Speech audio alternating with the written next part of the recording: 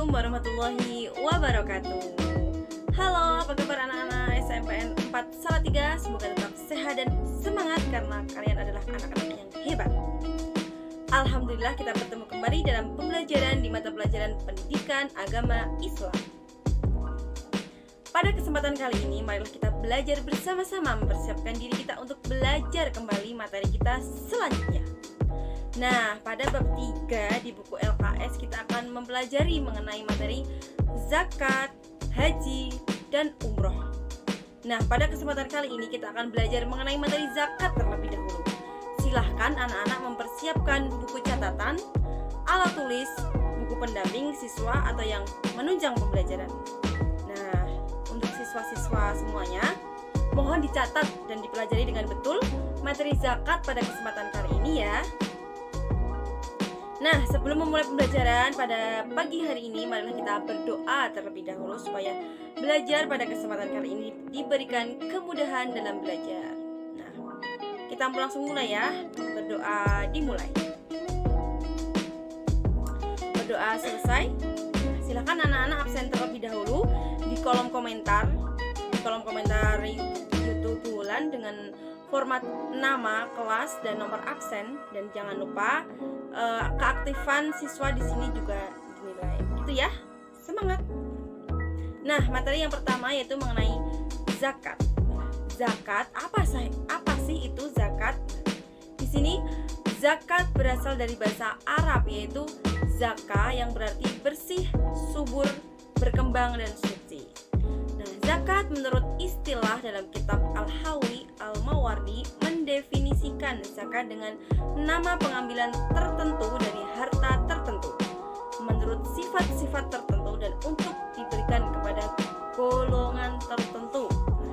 Jadi zakat itu wajib dikeluarkan oleh seorang muslim yang mampu bagi dirinya sendiri dan orang-orang yang berada dalam tanggungannya. Nah, orang yang menunaikan zakat disebut muzaki. Orang yang menerima zakat disebut mustahiq. Nah, itu adalah perbedaan orang yang menunaikan zakat dan orang yang menerima zakat. Muzaki dan mustahiq. Nah, di sini zakat dibagi menjadi dua, yaitu yang pertama ada zakat fitrah dan yang kedua adalah zakat mal. Yang pertama, zakat fitrah ini dikeluarkan sebanyak 3,1 liter atau 2,5 kg dari makanan yang mengenyangkan sesuai dengan negeri masing-masing. Nah, di sini poin yang pertama yaitu adanya syarat-syarat muzaki. Nah, syarat-syarat muzaki yaitu orang yang wajib membayar zakat, yaitu orang yang memenuhi syarat.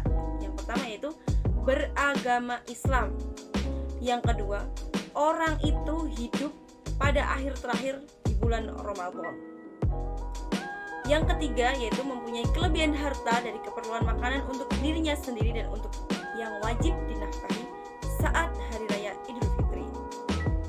Nah, yang poin kedua yaitu rukun zakat fitrah. Nah, di sini rukun zakat fitrah yaitu adanya niat. Niat di sini yaitu niat berzakat untuk dirinya sendiri maupun orang-orang yang menjadi tanggungannya. Dan yang kedua adanya muzaki, yaitu apa tadi? Yaitu orang yang menunaikan zakat. Nah, yang poin ketiga itu adanya mustahiq, yaitu orang yang menerima zakat. Dan yang keempat, poin keempat itu ada berupa makanan pokok yang dizakatkan. Seperti itu. Untuk syarat ada 3, untuk rukun ada 4. Nah, poin yang ketiga yaitu waktu zakat fitrah. Nah, di sini bulan akan menjelaskan mengenai beberapa rincian waktu pembayaran zakat fitrah. Untuk yang pertama yaitu mulai awal bulan Ramadan hingga hari terakhir bulan Ramadan. Nah, yang kedua, mulai maghrib akhir bulan Ramadan hingga pagi hari Idul Fitri. Nah, waktu ini lebih baik dari waktu pertama. Nah, yang ketiga yaitu mulainya subuh hari Idul Fitri hingga sesaat sebelum sholat.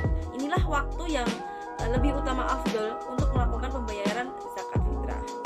Idul Fitri di sini yang menjadi patokan adalah sholat Idul Fitri di tempat kita tinggal. Seperti itu anak-anak. Nah, anak-anak, setelah kita mempelajari mengenai zakat fitrah, kita akan mempelajari mengenai zakat mal. Nah, di sini apa sih itu zakat mal? Di sini dijelaskan bahwa zakat mal adalah bagian dari harta kekayaan seseorang atau badan hukum yang wajib diberikan kepada orang-orang tertentu setelah mencapai nisab dan setelah dimiliki dalam jangka tertentu. Hukum mengeluarkan zakat mal adalah fardu ain. Nah, perlu digarisbawahi di sini adalah hukum mengeluarkan zakat mal adalah fardu ain bagi setiap muslim yang mampu dan telah memenuhi syarat-syaratnya. Untuk poin yang pertama yaitu syarat wajib zakat mal. Adapun syarat-syarat wajib zakat antara lain yang pertama yaitu Islam, balik, dan berakal. Di sini jika syarat ini tidak memenuhi juga tidak bisa menjadi syarat wajib zakat mal seperti itu. Untuk yang kedua yaitu merdeka, yang ketiga yaitu hak milik sempurna, yang keempat mencapai nisab, dan yang kelima yaitu telah mencukupi haul 1 tahun. Nah, ini kecuali untuk buah-buahan berupa pertanian atau harta temuan atau tidak mesti menunggu 1 tahun, dan untuk binatang ternak itu yang wajib dizakati ialah yang digembalakan di padang rumput seperti itu.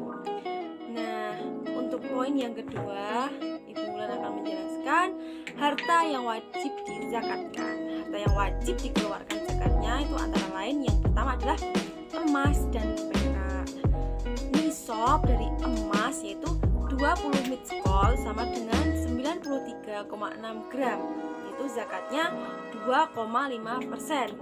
Adapun nisab dari perak yaitu 200 dirham sama dengan 624 gram. Zakatnya yaitu 2,5%. Di sini bisa diterangkan bahwa jika emas atau perak itu lebih dari batas minimal nisabnya, maka kelebihan zakatnya diperhitungkan sesuai dengan kelebihan dari batas nisab minimalnya. Nah, untuk yang kedua yaitu mengenai zakat pertanian.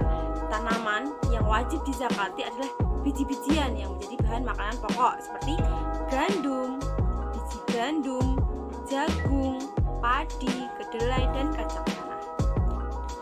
Nah, untuk poin yang ketiga yaitu mengenai zakat perdagangan. Harta perdagangan adalah semua yang diperuntukkan untuk diperjualbelikan dalam berbagai jenisnya, baik berupa barang seperti alat-alat, pakaian, makanan, perhiasan, dan lain sebagainya.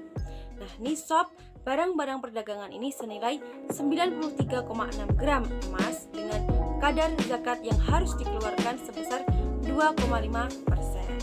Setelah berlalu 1 tahun, ini dengan catatan seperti itu, setelah berlalu 1 tahun. Nah, cara mengeluarkan zakatnya yaitu pada awal tahun dihitung nilai barang dagangannya. Jika sudah mencapai nisab, pada akhir tahun dihitung kembali. Jika sudah mencapai nisab, harus dikeluarkan 2,5%. Seperti itu anak-anak. Untuk poin yang keempat yaitu mengenai zakat hewan ternak. Hewan yang wajib dizakati adalah hewan yang termasuk bahimatul al-anam, yaitu adanya unta, sapi, kerbau, kambing, domba, dan hewan selain yang bulan sebutkan tadi tidak wajib dizakatkan seperti kuda, keledai, ayam, ikan, bigol, kecuali jika semuanya dijual, maka masuknya dalam zakat perniagaan. Nah, untuk poin yang kelima yaitu barang tambang, rikas, dan hasil laut. Barang tambang di sini adalah barang-barang yang dikeluarkan dari bumi dan mempunyai nilai seperti emas, perak, besi, dan timah. Adapun rikas itu adalah harta yang ditemukan di atas bumi. Hasil laut ini juga merupakan semua hasil eksploitasi laut seperti kerang, terumbu karang, rumput laut, dan lain sebagainya. Nah, untuk poin yang ketiga yaitu adanya orang-orang yang berhak menerima zakat. Di sini dijelaskan bahwa orang-orang yang berhak menerima zakat itu disebut mustahiq seperti yang dijelaskan di awal tadi.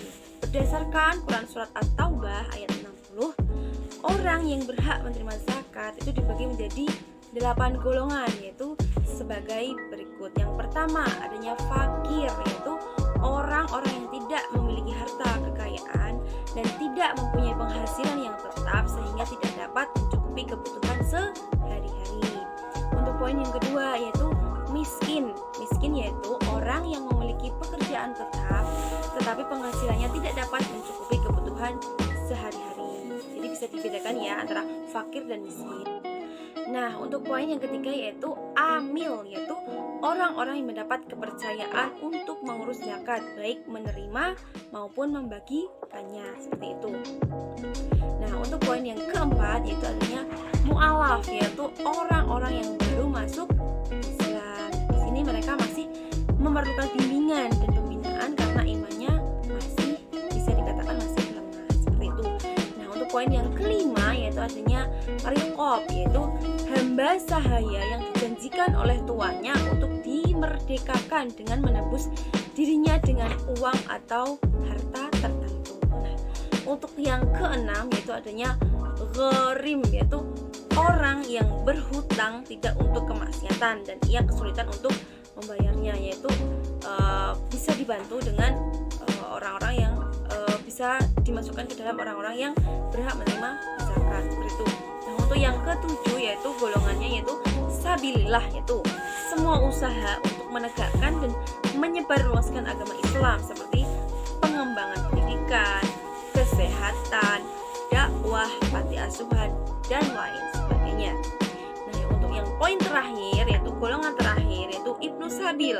Apa sih Ibnu Sabil itu? Yaitu orang-orang yang mengalami kesulitan dalam perjalanan, sedangkan perjalanan yang ditempuh itu bermaksud barat. Nah, seperti itu tadi anak-anak mengenai materi kita pada kesempatan kali ini mengenai zakat. Semoga bisa bermanfaat, dapat dipelajari. Jika ada pertanyaan nanti bisa di kolom komentar maupun di Google Classroom, seperti itu ya. Mohon maaf apabila bulan dan perkataan ada kesalahan. Billahi taufik wal hidayah, waridho wal inayah. Wassalamualaikum warahmatullahi wabarakatuh. Tetap semangat anak-anak.